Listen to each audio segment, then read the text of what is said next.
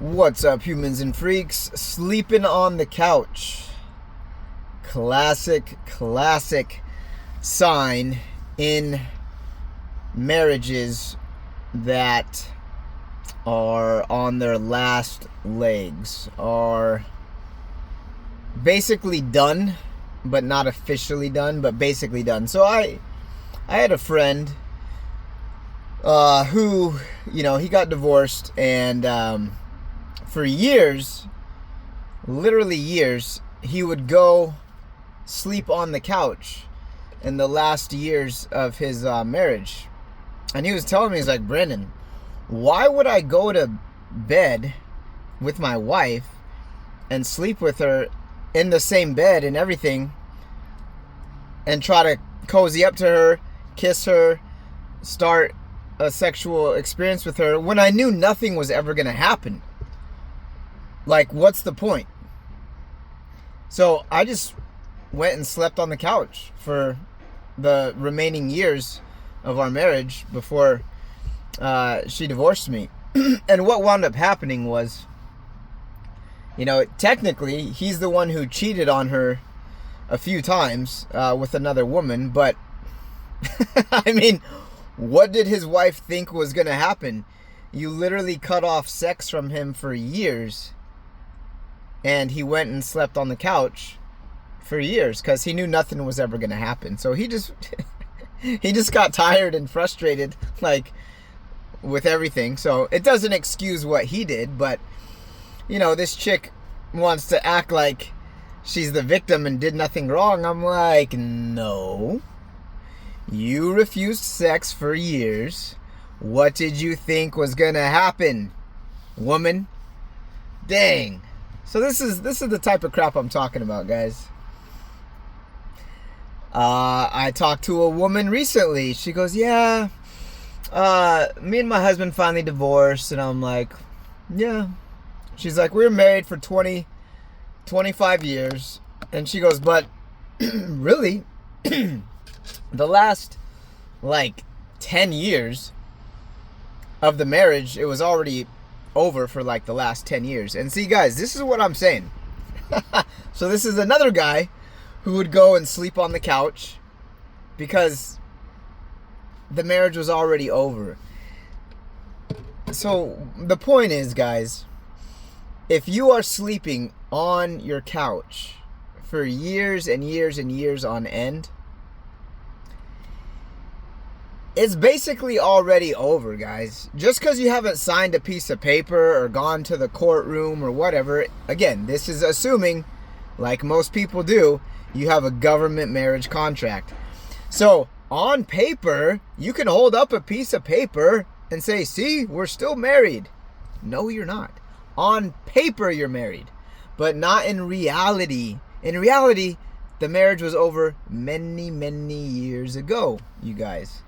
So these are just two examples I'm sharing, and I was talking to her, and I was like, well, it's been over. It's been over for 10 years. You guys just now signed the paperwork, so now in the government's eyes, it's over, but in reality, it was over many years ago. So anyway,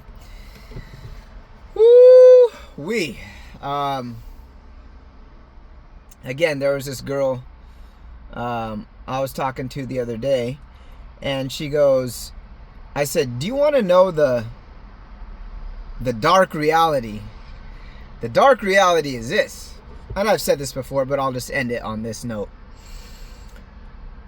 Right away, about 50% of marriages are going to end in divorce. Within years, 4 to 8, 5 to 9, right in that range, there's going to be a divorce. This is in the modern day world, in America I'm speaking of, okay? So 50% right off, done.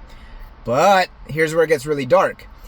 The remaining married couples that are staying together on paper, living in the same house, blah, blah, blah, blah, blah, then you got to add another 25%, maybe 30, 40% of those, they're not they're married on paper, but not in reality. Okay, they're staying together because of money, because of kids, because of convenience. They're staying together for all these other reasons other than the fact that they still love each other and want to stay together. They stay together to keep up, the social image, So in society, they're still a married couple. And then if you're religious in any religion, you stay together because of the religion. But you're not. You guys stopped loving each other years ago. It's been dead for years, guys. So this is the dark reality. I was telling this chick the other day, I said, look, I say 10%. This is my number, but I know I'm very, very close.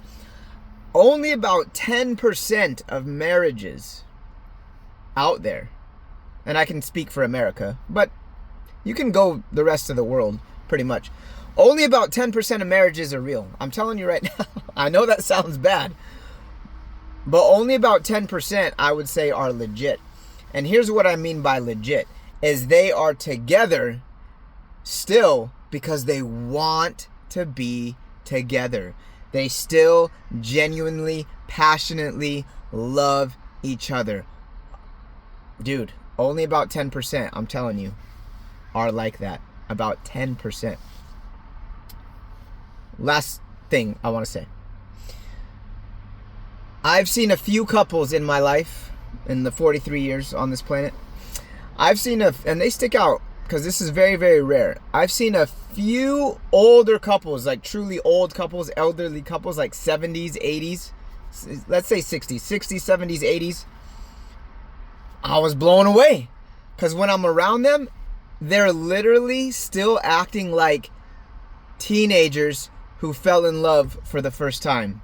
And it's so, so cool to see that, man. It's so rare to see that, though. It's so freaking rare to see that. But when I see older elderly couples that are, you look at them, they look old physically, but they're still acting like they're two teenagers that have just fallen in love. Bro, that is so rare. But I've seen it, but it's super, super, super rare. You can tell they genuinely still love each other, and it's like that true, deep, passionate, burning, genuine, fiery love is still there. That is a win. That is the truth. That is what you want. How many can say,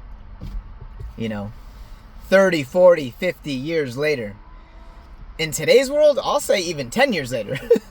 So I say 10 years is the new lifetime in today's world. Those days of 30, 40, 50 years till death do you part, nah. Those days are pretty much gone. That's the old world. In the new world, if you make it 10 years, and I mean 10 years like legit 10 years. You guys were still on fire for each other all 10 years. I'm going to go like this. That's the new lifetime in today's world. 10 years. That's what I say. Have a good one. Think about it.